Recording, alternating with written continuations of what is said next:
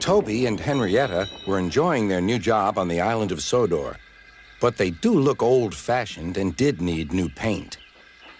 James was very rude whenever he saw them. "Yuck! What dirty objects," he would say. At last, Toby lost patience. "James," he asked, "why are you red?" "I am a splendid engine," answered James, "ready for anything. You never see my paint dirty." "Oh," said Toby innocently, "that's why you once needed bootlaces, to be ready, I suppose." James went redder than ever and snorted off. It was such an insult to be reminded of the time a bootlace had been used to mend a hole in his coaches.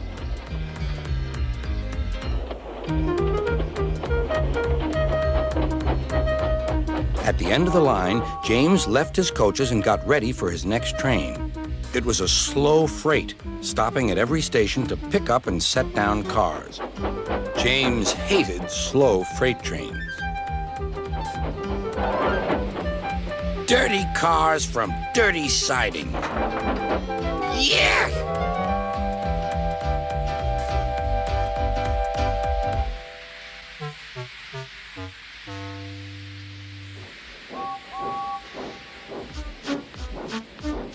Starting with only a few, he picked up more and more cars at each station till he had a long train.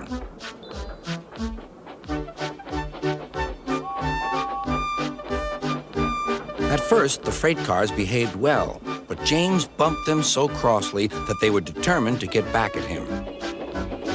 Presently, they approached the top of Gordon's Hill. Heavy freight trains halt here to set their brakes. James had had an accident with cars before and should have remembered this. "Wait, James, wait," said the driver, but James wouldn't wait. He was too busy thinking what he would say to Toby when they next met. The freight car's chance had come. "Hurrah! Hurrah!" they laughed, and banging their buffers, they pushed him down the hill. "On! On!" yelled the cars. "I've got to stop! I've got to stop!" groaned James.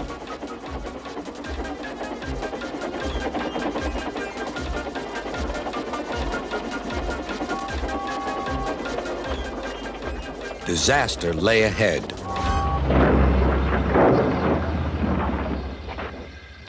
Something sticky splashed all over James. He had run into 2 tar wagons and was black from smokebox to cab. He was more dirty than hurt. But the tar wagons and some cars were all to pieces.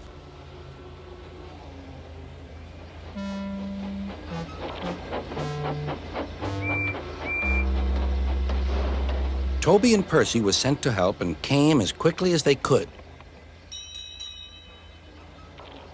"Look here, Percy," exclaimed Toby. "Whatever is that dirty object? That's James, didn't you know?" "It's James's shape," said Toby. "But James is a splendid red engine, and you never see his paint dirty." James pretended he hadn't heard.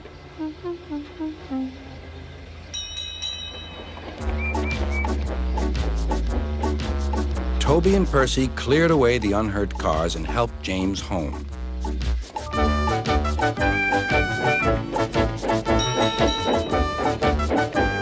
Sir Topham Hatt met them.